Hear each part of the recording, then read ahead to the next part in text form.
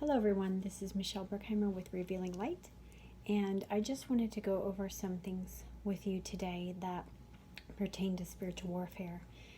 We have to be very aware that there is Satan, and there are also demons, and there are principalities, powers, spiritual rulers of wickedness, all types of different evil forces working against us.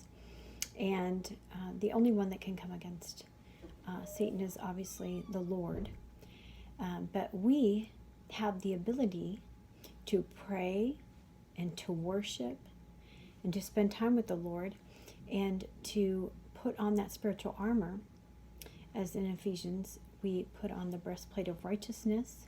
We have to walk in that, right? And what Christ did for us on the cross, we have that ability to walk in that.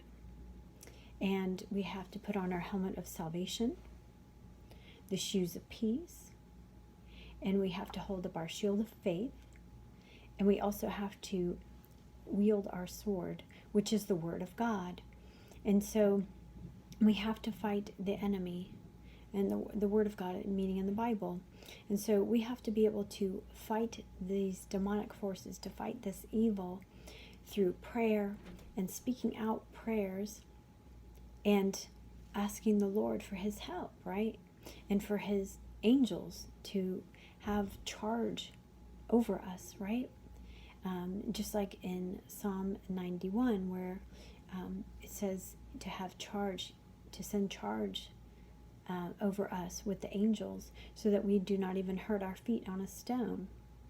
And so we have to pray prayers such as Luke 10:19, that we have the authority to trample upon serpents and scorpions and over all the power of the enemy, and nothing that the enemy does shall by any means harm us.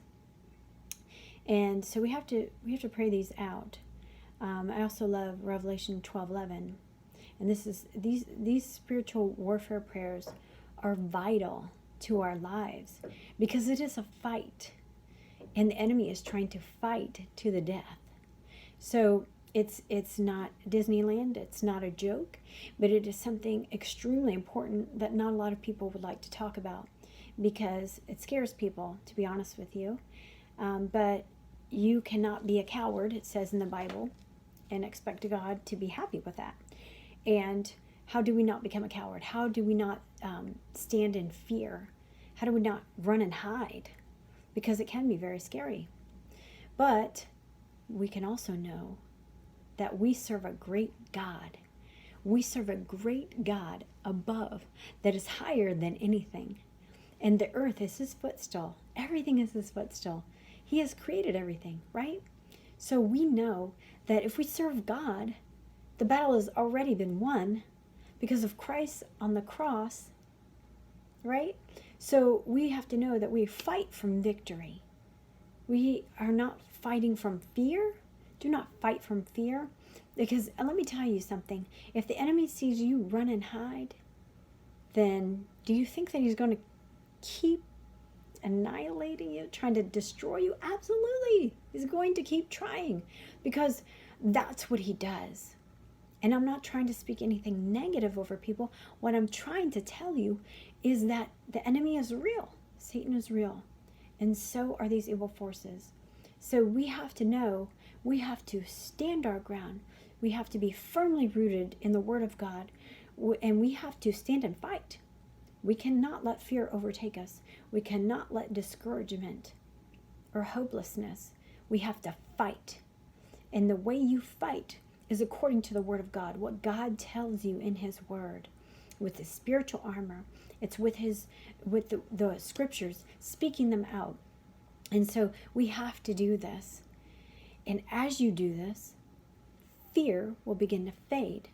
And fear is the opposite of faith.